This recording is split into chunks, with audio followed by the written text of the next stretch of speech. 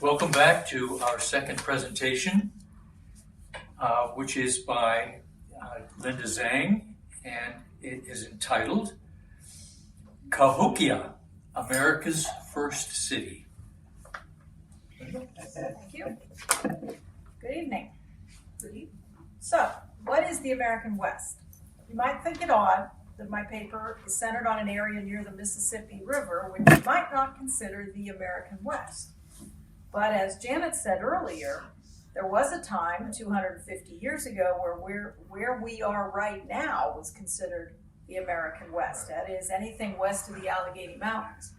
The frontier moved many times in the history of the United States as the government acquired land or following the movement of settlers seeking the supposedly uncrowded land in the West. When I realized that none of the topics for this year focused on the original inhabitants of North America, I decided to make this the subject of my paper. I've recently finished courses on ancient Mesoamerican Maya, Aztec, and Inca civilizations. Great cities such as Teotihuacan, Machu Picchu, Chichen Itza, and Palenque didn't seem to have a corresponding place in what we now call the United States, and I wondered why was that? It didn't make sense. After all, our understanding of how this continent was populated starts in the north when Asians walked across the Alaska-Russian land bridge where the Bering Strait is now. The migrants had to cross North America on their way to Mexico or Guatemala or Honduras, and further south all the way to Peru. Why aren't there pyramids and glyphs and ball courts and elaborate tombs with jade necklaces and other evidence of a large, centralized civilization in the territory of the United States? So, after some research, and to my surprise, it turns out there was such a place. It's located in southern Illinois, centered along the east bank of the Mississippi River, across the river from St. Louis, Missouri. It formed the basis of what archaeologists refer to as Mississippian culture, which ranged from Minnesota to Louisiana and east all the way to Alabama. At its peak, in the 200 years between 1050 and 1250 AD, it's estimated that approximately 40,000 people lived in or around this city, making it the largest city in the Northern Hemisphere, excluding Mexico, and of a similar size to London or Paris at this time. Again, we're talking 1050 to 1250. There would not be a larger settlement in North America until New York City in the 1750s, 500 years later. In contrast to the kin-based leadership of most Native American settlements of this time, organization of this city was nearly at the state level. It was named Cahokia by the French explorers who discovered it in the early 1700s and named it after a tribe that lived in the area, though the members of the tribe disclaimed knowledge of the site or what it was. In reality, we have no idea what the people who built the original city called it or called themselves. They built in wood and dirt, and they left no writing. So before I describe the city of Cahokia, let me provide some background on life along the river before the city rose. The Mississippi Bottomlands stretch from southern Illinois to the Gulf of Mexico. These were and are fertile lands bordering the Mississippi and Missouri rivers. There's evidence of settlement for over 10,000 years when small bands of nomadic people roamed the land, following game and gathering food as they traveled. When agriculture first began, people tended to stay longer in one place so as to plant and harvest a crop. But they traveled during the non-growing season, both to gather food, to hunt, and to trade with other groups. As the adoption of the three sisters, that is, corn, beans, and squash, became more common around 700 AD, family groups settled in one place for longer and longer periods. Communities slowly grew larger, given a reliable food source. In the time between 950 and 1250 AD, the climate of North America warmed a few degrees over the average of the past centuries. Meteorologists call this the medieval warm period, and find evidence of it in Northern Europe as well as North America. Archaeologists speculate that this was a contributing factor to the growth of larger agricultural-based settled communities like Cahokia. There was a town along the Mississippi dating back to about 700 AD that's now called Old Cahokia. It was razed to the ground in 1050 AD. Something happened around 1050 in the area around St. Louis. From a base of a few thousand inhabitants spread for miles along the Mississippi River, people began to congregate along the east bank. A highly organized city started to grow, one that would eventually cover 5 square miles. In this area are found 3 of the largest communities in the Mississippian world. Cahokia, which had 120 mounds. East St. Louis had another 45 mounds, and St. Louis, where the city of St. Louis is now, had 26 mounds. Unfortunately for modern-day archaeologists, these latter 2, the East St. Louis and St. Louis, were almost entirely razed to the ground by 1870, as pioneers moved westward and farmed this rich land, plowing over the mounds. We know of the East St. Louis and St. Louis sites only because of written reports from the 1700s. Fortunately, a significant part of Cahokia still remains, about 80 of the original 120 mounds. So when it was developed, this was the city of Cahokia. What was it that caused the rise of a state-level society and thousands of people to move? Archaeologist Timothy Pocketet speculated that one factor could have been the supernova that appeared in the sky in 1054 AD. It was only the 3rd supernova to have been documented by humans in wall paintings and ceramics, and it was visible day and night, shining as bright as the full moon. It would have been a terrifying sight to the people living then, as dark skies were common everywhere, and much attention was paid to celestial events. All over the world, we have records of that new star, from China to the Islamic world. In Chaco Canyon in Arizona, there are pictures on stones that could represent the supernova. Okay. There we go. Which was visible for nearly 22 months, from July of 1054 until April of 1056. Could a shaman or a chief of a community along the Mississippi have interpreted the appearance as an omen, foretelling the rise of a great city? We can only speculate, but the timing is almost spot on. I think I have another picture, yeah. So these are both from Chaco Canyon. Mounds appear in North America as early as 5500 BC, and there are a few in Louisiana, such as Poverty Point and Watson Brake, that can still be seen. But what was built at Cahokia was many degrees more elaborate, especially when archaeological evidence suggests that hundreds of mounds were built in a short period of 10 years. Whatever the impetus for the building spree, the results are very impressive. The main part of Cahokia City was called the Grand Plaza, and it covered a space equivalent to 35 football fields. Dirt to create this plaza was moved one basketful at a time, a single basket being estimated to weigh between 40 and 60 pounds, about 1 cubic foot.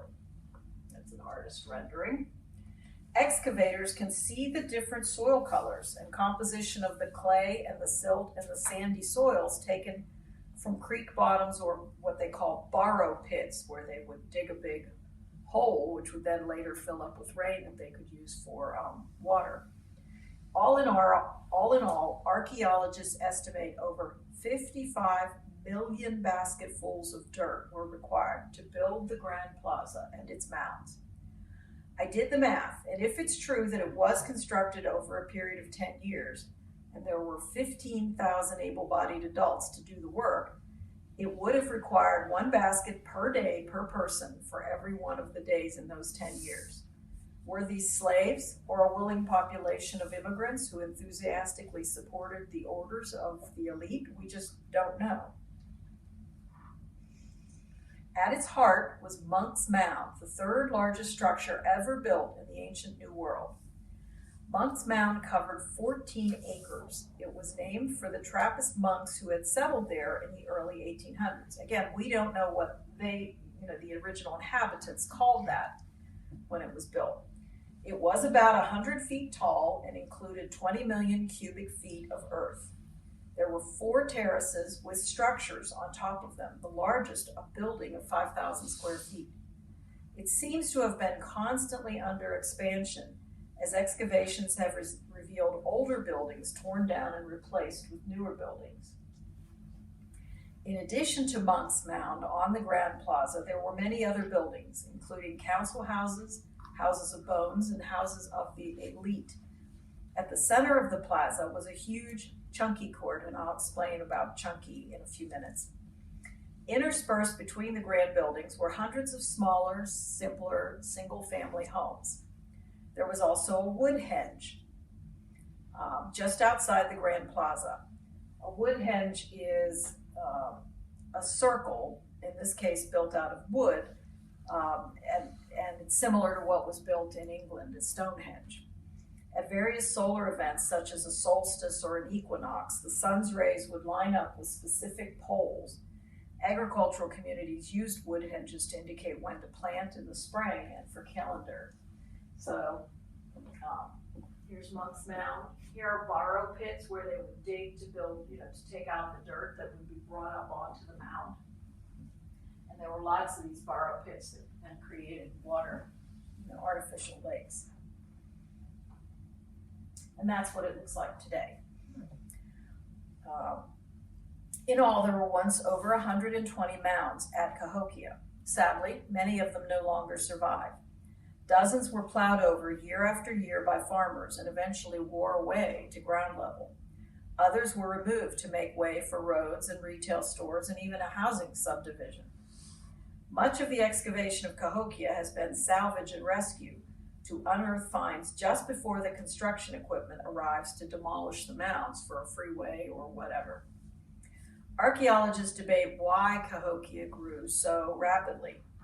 Old Cahokia had approximately 1,000 inhabitants, but within a decade of the year 1050, there were 10 to 15,000 inhabitants in the city and another 20 to 30,000 surrounding it.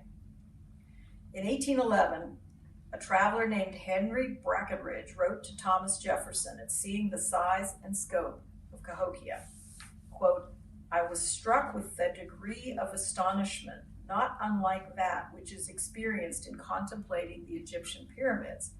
What a stupendous pile of earth! To heap up such a mass must have required years and the labor of thousands," unquote.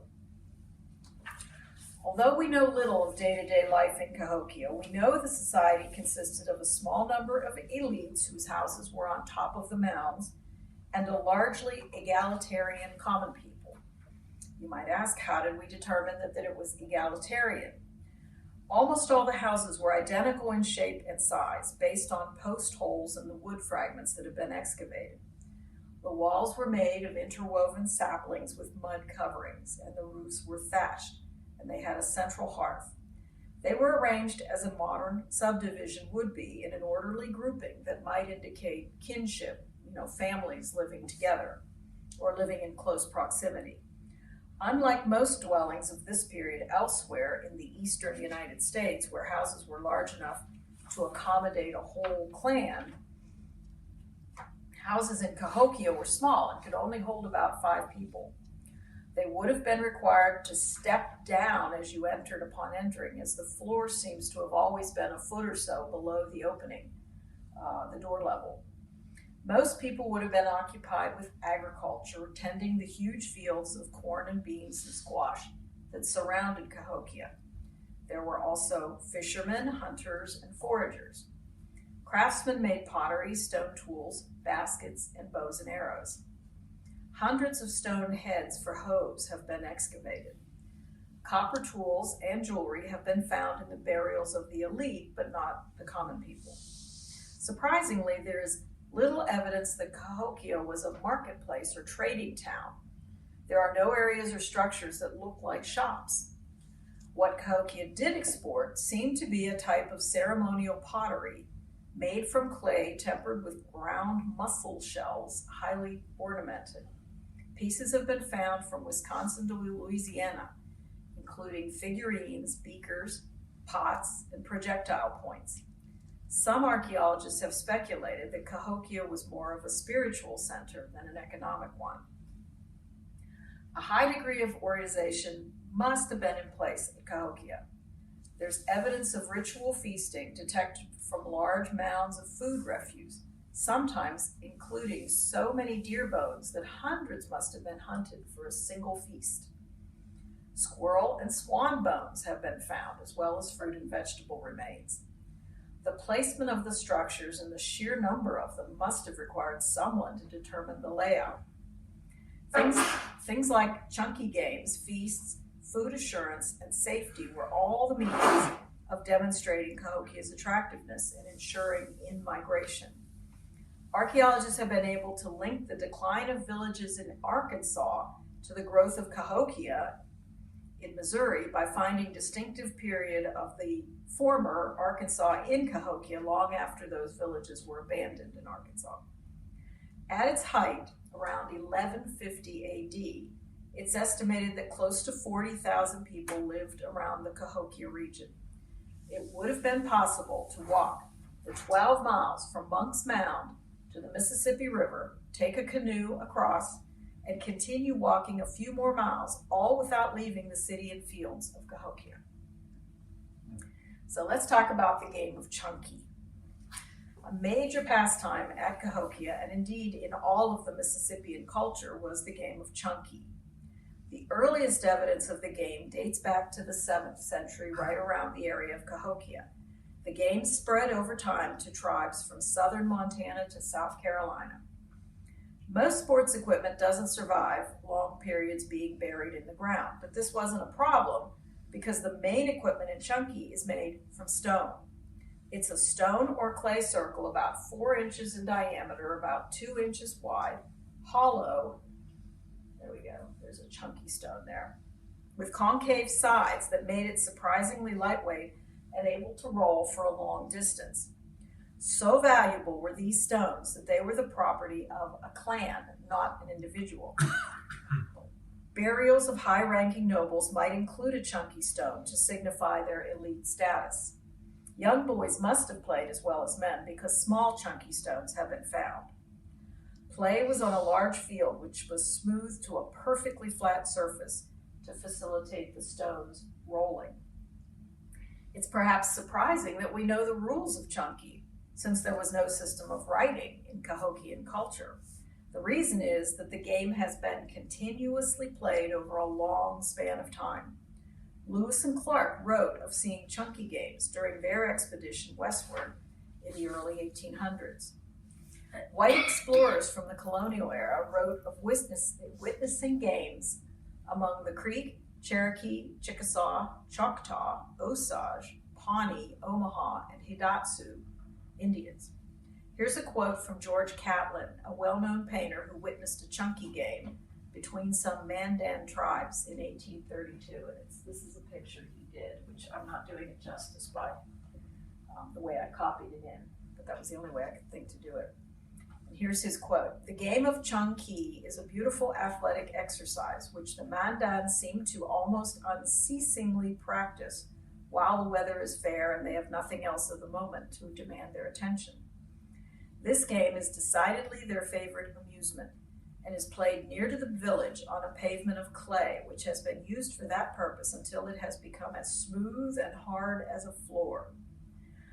The play commences with 2, one from each party, who start off on a trot, abreast of each other, and one of them rolls in advance on the pavement a little ring of 2 or 3 inches in diameter cut from a stone, and each one follows it up with his chunky, which is a stick 6 feet long with little bits of leather projecting from the sides, which he throws before him as he runs, sliding it upon the ground after the ring, endeavoring to place it in such a position when it stops that the ring may fall upon it." Again, this was a quote from 1832 from George Catlin.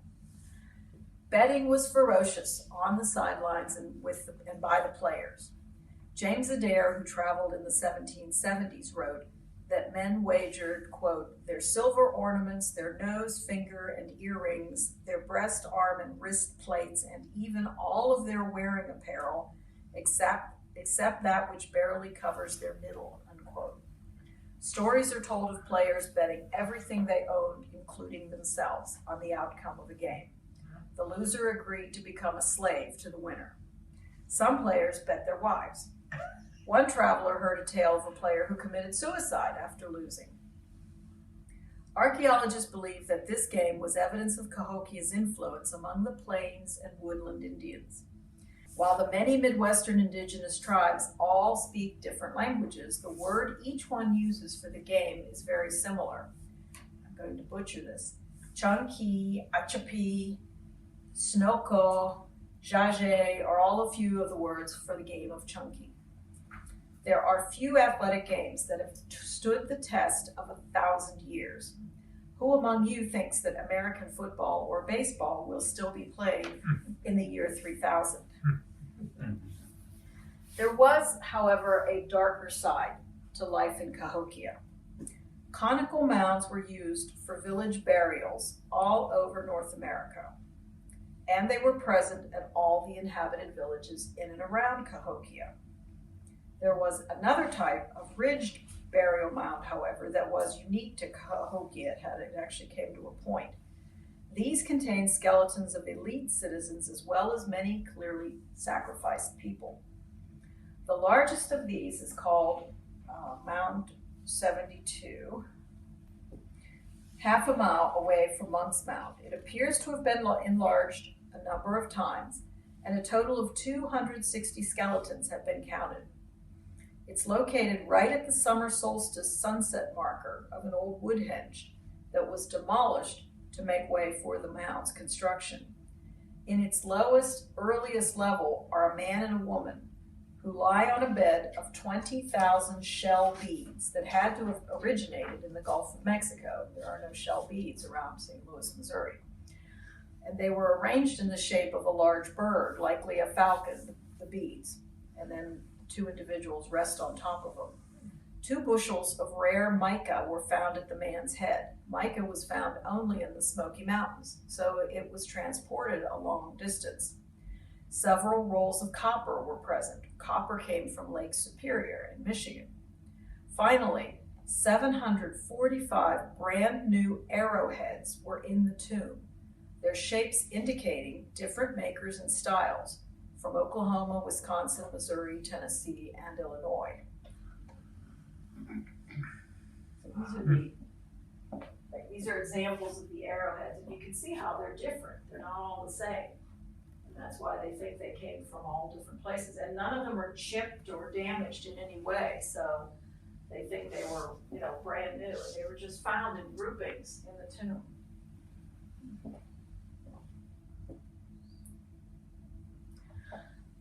Around these 2 individuals that were in the tomb, other elites are buried, identified by valuable objects with them, including 15 chunky stones. Dozens of mostly young women, all clearly strangled, are arranged around them. Analysis of the victims' bones and teeth indicate that they were not from Cahokia, and they were malnourished. Professor Pocketet speculated that the women were from outlying villages of migrants, possibly required tribute. Earth was heaped on the whole mound, and then more burials were added over time, each one on top of the one below it. Without the benefit of writing, we do not know the names or stories of the people at the heart of the mound, or why so many women and men were killed and buried with them. The presence of all the grave goods and retainers does indicate some belief in the afterlife, but we may never know the full story. In its final 50 years as a state-level city, war appears to have been a constant threat. A palisade to enclose the 50 acres grand plaza was built around 1150 AD, 100 years after the construction of the plaza, consisting of over 20,000 tree trunks, 10 to 15 feet high, fastened together with horizontal beams and covered in mud daub. After the construction of Monk's Mound, which involved transporting sacks of earth, the building of the palisade was the second largest project at Cahokia. The effort was estimated by modern-day archaeologists to have required over 100,000 man-hours of work. The palisade went through the village clusters on the plaza, cutting right between family dwellings. The walls were rebuilt twice more over a period of 50 years, including additions of guard stations from which archers could stand on top to keep watch to defend the city. The effort of locating the primarily oak and hickory trees, cutting them and transporting the trunks over several miles would not have been taken unless it was absolutely necessary. That is how you cut down a tree in the year 1150. I mean, a stone axe, and they found many, many of those. Can you imagine the effort that would have taken? Outlying villages which did not have the defensive ability of Cahokia started to empty as farmers left the area. By the year 1250, 200 years after the Grand Plaza was constructed, the population had shrunk to 5,000 people for the whole region, and by the mid-1300s, the area was abandoned. It is possible that war was the leading cause of big depopulation and decline, but if so, why didn't the victors just move in? It seems like the real estate would have been valuable with dwellings and granaries and tools and other useful objects already constructed. A likely factor is that environmental degradation became more pronounced. Forests were stripped of trees and the soil was worn out because the same crops were planted every year. There's no evidence that fertilizer or crop rotation was used. Wildlife may have been hunted to extinction, requiring longer and longer distances to hunt. The Mississippi River flooded regularly, as we know all too well in our day, and it and local creeks may have silted up due to the lack of tree roots to hold the soil on the slopes. Heavy rains would have caused the low-lying ground to become boggy and wet and stay that way for weeks. It may not have been possible to continue to feed a large concentrated population around Cahokia. The rulers of the city may have been blamed for the decline in the resources and lost their influences.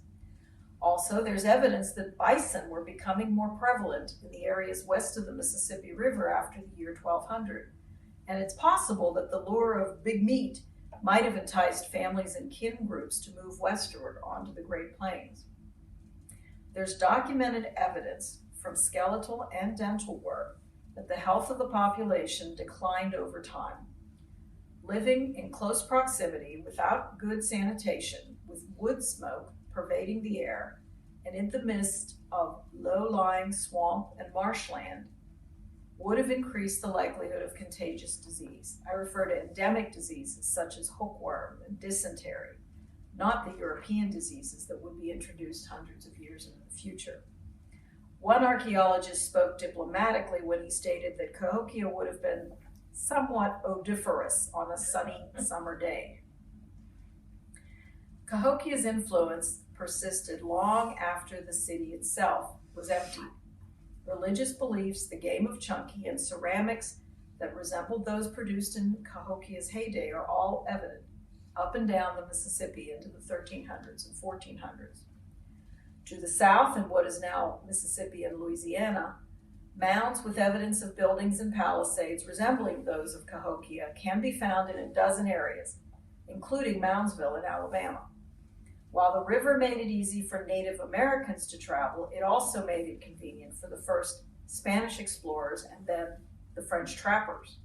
Once European settlement began in earnest in the 1700s, plantation owners used the rivers to transport tools and slaves, and many mounds were destroyed before excavations could occur. There's a fair amount of pottery in private collections, though, and the shapes and the decorations were recognizably similar to what's found in Cahokia. North of Cahokia, where many of the exotic materials such as copper, pipestone, and mica were found, trade networks continued to operate and European influence was slower to arrive. There are sites in Wisconsin, Illinois, and southern Canada that bear a strong resemblance to Cahokia, including Aztalan in Wisconsin, which has a large park with the recreation of mounds, buildings, and palisades. Today, Cahokia Mound's State Historic Site is a park in southern Illinois across the river from St. Louis, just off Interstate 55. It encompasses 70 of the original 120 mounds. It's been designated a UNESCO World Heritage Site, one of only 24 such places in the United States. Part of the stockade wall and wood henge have been reconstructed. There are multiple walking paths around the mounds, and one can climb to the top of Monk's Mound. The Interpretive Center gets high ratings for its theater and a recreation of life in a village. Reading and then writing about Cahokia helped me answer the question of a great American society right in the heartland of the United States, what is now the United States. While we may never know the full story of Cahokia, its influence on the many Midwestern indigenous tribes is undeniable. It has a pull on archaeologists, and I look forward to reading about further discoveries about the rise and abandonment of Cahokia.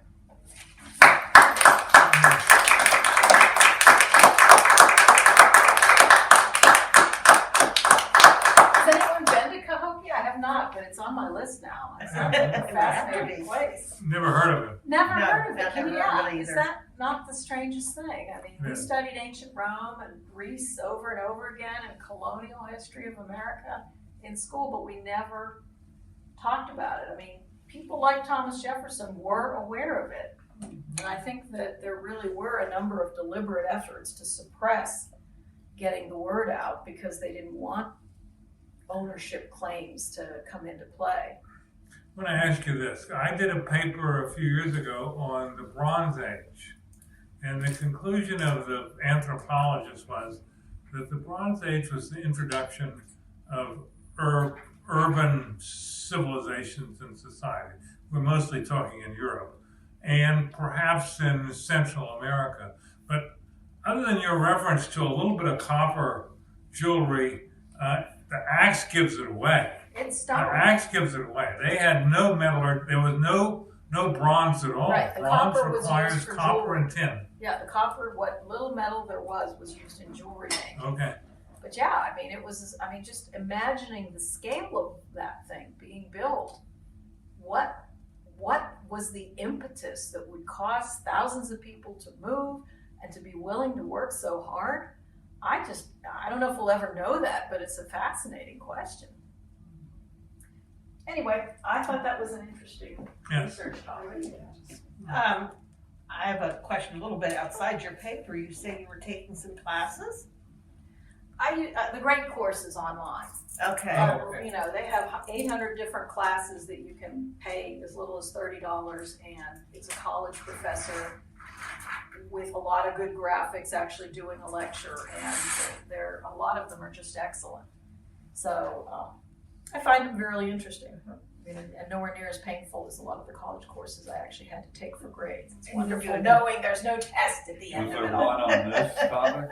Yeah, well, there's one that included this, but because there's so little factually known, they just covered it in like one lecture or two lectures. But instead of having a whole course on the Aztec culture. I told you as much as they know. Right, because again, no writing, and a lot of the stuff disintegrated because it's all buried or plowed over.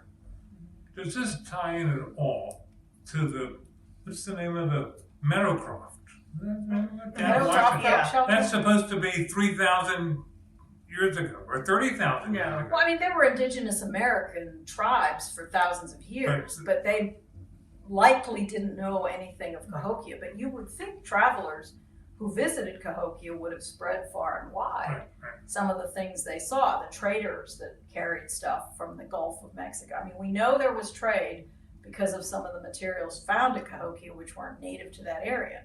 So you would have thought the word would go out, look at this place, it's so different than anything else that existed at its time. And there's a lot. The river in the background was the Mississippi? Yes. Okay. Yes. Maybe those travelers, that just wasn't of interest to them. I mean, we think from our point of view, well, this is a wow, talk about it. And they're like, It's a bunch of Indians, I you mean, know. there's speculation that there was some contact with Mexican cultures, for example. You know, jade, there are jade pieces found at Cahokia, and jade certainly doesn't come from, you know, Midwest or anywhere. So, but again, there's no clear links. How about the alien influence? Who knows? But I mean, thinking about something that required 55 million cubic feet of earth to be moved in a culture whose tools were stone, leather, and wood and dirt. I mean, that is just mind-boggling. And their baskets were, I mean, yeah, woven or else baskets, leather like, hides. You know, yeah. How much can you carry at a time? right? And you know, so what motivated people to work so hard to build a big, huge city that then got abandoned 150 years later? Just walked away. It wasn't destroyed. Just walked away. So What is the composition of the mounds of Central and South America? they built in stone, you know, and carved. They built pyramids and much more similar to what you'd find in even Egypt. But everything in the United States area of geography was all built as big earthen mounds. Is that perhaps because stone wasn't really accessible in those areas? I think we had stone, we just didn't have metal tools. Stone is hard. Did the Aztecs and the Incas have metal tools? Yes, yeah, they had big mines and they had lots of slaves that, you know, could go in and bring out metal, and they learned the smelting techniques pretty early. When did their civilizations flourish? In other words, I know that they were there when the Spanish came to South America.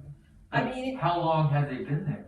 I mean, they were growing after 400 or 500 AD. So for the next 1,000 years, they continued to grow, and various groups, you know, came and went, and who was running the society at the time changed as the tribes went to war and different family members killed each other off. But they definitely seem to have had a lot more technology in Mesoamerica than we had here in the United States territory at that time. But it's still amazing that a place like Cahokia exists and it's not something covered in school textbooks. To me, that is just a really huge oversight.